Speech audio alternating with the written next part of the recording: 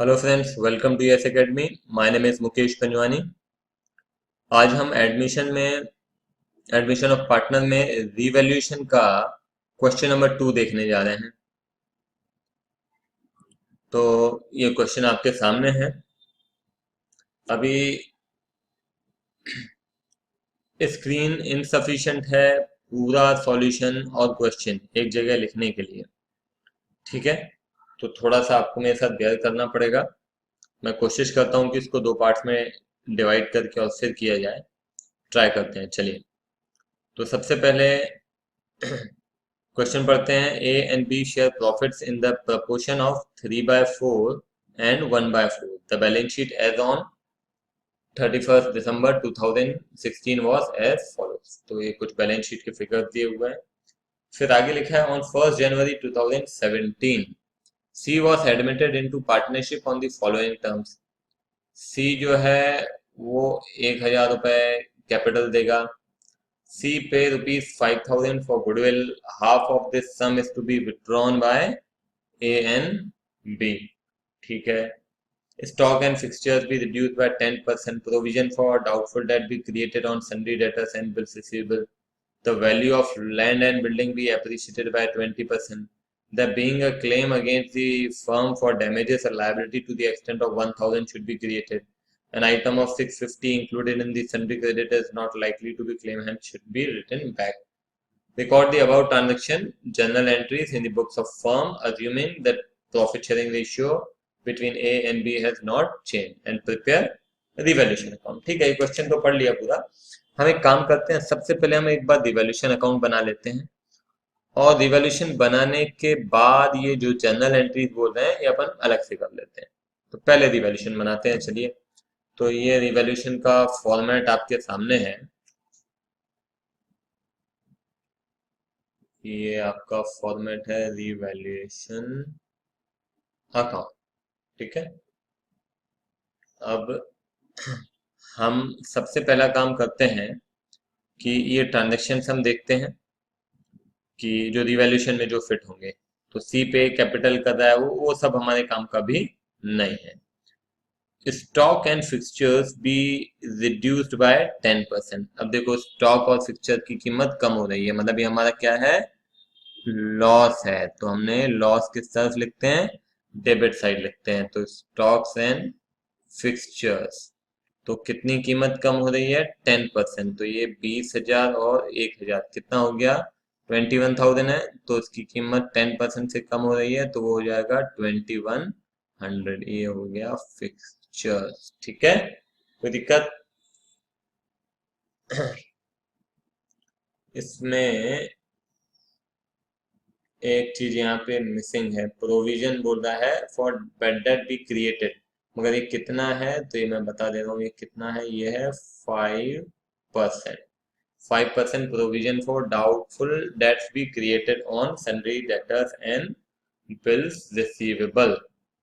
तो ये हमारा डेटर है और ये हमारा बिल्स रिसीवेबल है। तो 3 और 16 कितना हो गया, 19,000 टोटल हो गया। और 19,000 का कितना परसेंट, 19,000 का 5% कितना हो जाता है, 950। ये भी हमारा लॉस है, तो हम यहाँ लिखेंगे प्रोविजन टू प्रोविजन कितना, 950 रुपए। ठीक है। उसके बाद है the value of land and building भी एप्रिशिएटेड बाय 20%। चलिए, इसकी कीमत बढ़ रही है, तो यहाँ पे हम लिखेंगे बाय लैंड एंड बिल्डिंग। कितने से बढ़ रही है, 20% से। तो देखो बुक्स में कितनी लिखी हुई है लैंड एंड बिल्डिंग की कीमत, 25,000। इसका 20% कितना हो जाता है, 5,000। ठीक है, 5,000 ये हो गया आपका लैंड एंड बिल्डिंग। ठीक है, उसके बाद there being a claim against the firm for damages, a liability to the extent of 1,000 to be created। क्या बढ़ रहा है, लाइबिलिटी है ना। तो यहाँ पे हम लिखेंगे टू लाइबिलिटी फॉर डैमेजेस। तो लाइबिलिटी फॉर डैमेजेस ये हो गया आपका 1000। ठीक है, तो ये हमारा क्या हो रहा है, लॉस हो रहा है। उसके बाद an item of 650 included in sundry creditor is not likely to be claimed and hence should be written back. अब हमको क्रेडिटर्स नहीं देना पड़ेगा, नहीं देना पड़ेगा तो फायदे वाली बात है, तो हम लिखेंगे बाय क्रेडिटर। समझ में आ रहा है ना, क्रेडिटर नहीं देना पड़ेगा मतलब ये फायदे वाली बात है, तो 650 यहाँ लिख दिया, बस हो गया। मेरे ख्याल से रिवॉल्यूशन में और कुछ नहीं है, तो देखते हैं कितना आ रहा है। कि यहाँ पे क्रेडिट में जो टोटल हो रहा है वो हो रहा है 5650। ठीक है, ये आपका क्रेडिट का टोटल हुआ। और डेबिट में ऑब्वियस सी बात है कि दिख रहा है कम है, तो यहाँ भी लिख दिया मैंने 5650। और तो यहाँ पे मैं लिखूंगा टू प्रॉफिट ऑन रीवैल्यूएशन। तो ये हो रहा है 5650 माइनस 2100 माइनस 950 माइनस 1000। 5650 ये आ रहा है 1600, 1600 रुपए। ठीक है, ये 1600 रुपए किसको मिलेगा, ये मिलेगा ए को और बी को। किस रेशियो में, ये देखो 3:1 में। तो 3:1 में बांटेंगे तो हो जाएगा 1200 और 600।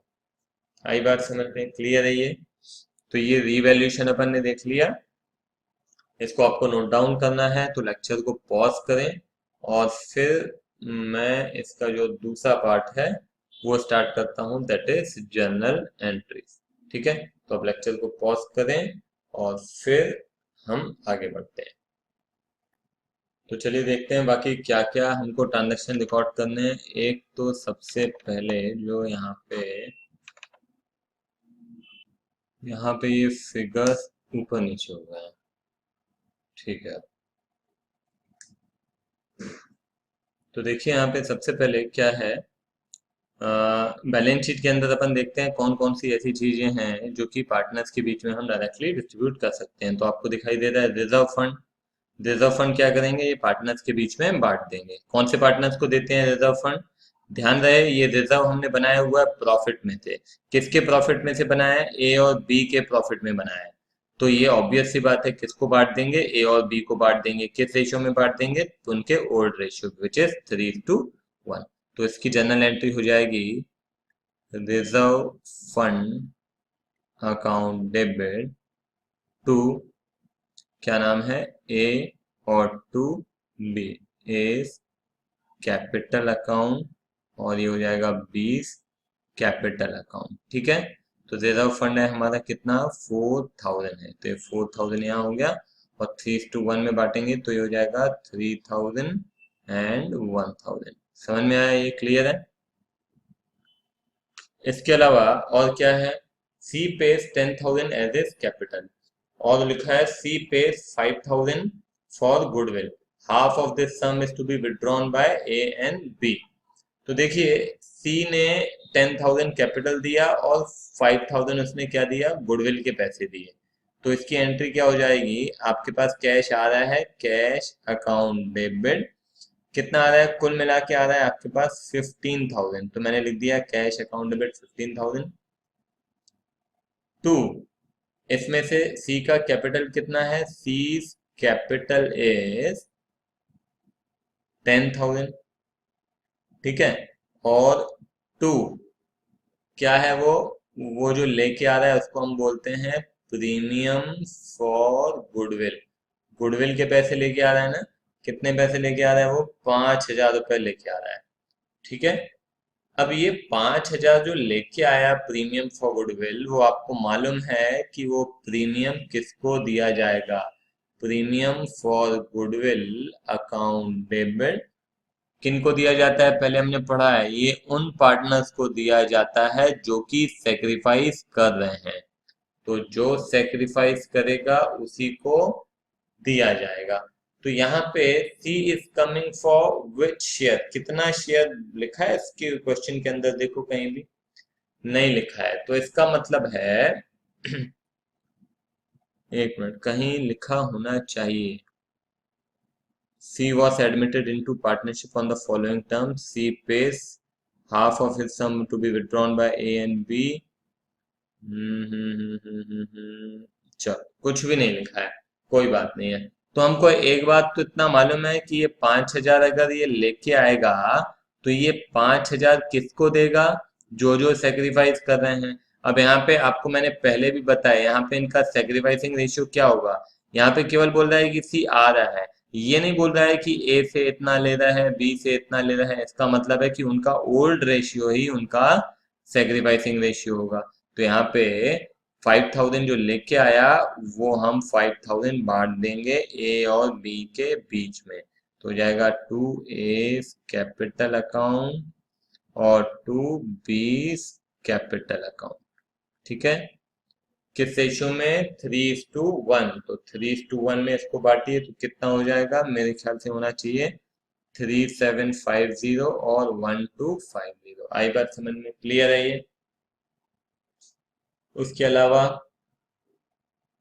देखिए, रीवैल्यूएशन का तो हमने पूरा अकाउंट बना दिया, तो रीवैल्यूएशन के ट्रांजैक्शन हम यहाँ पे रिकॉर्ड नहीं कर रहे हैं। ठीक है, बाकी मेरे ख्याल से डन है, और कुछ भी नहीं है यहाँ पे। समझ में आई बात? आपको क्लियर है ना? जब अपन कंप्लीट क्वेश्चन देखेंगे ना तो ये आपको समझ में आएगा। ये सब अभी हम बना तो रहे हैं, ये आपको खाली कंसेप्ट क्लियर करने के लिए अपन बता रहे हैं। आगे चल के हम इसमें पार्टनर्स कैपिटल अकाउंट भी बनाएंगे, रिवैल्यूएशन भी बनाएंगे और बैलेंस शीट भी बनाएंगे। इस तरह के कॉम्प्रिहेंसिव क्वेश्चन हम देखेंगे। ठीक है, तो फिलहाल के लिए इतना काफी है। Bye bye.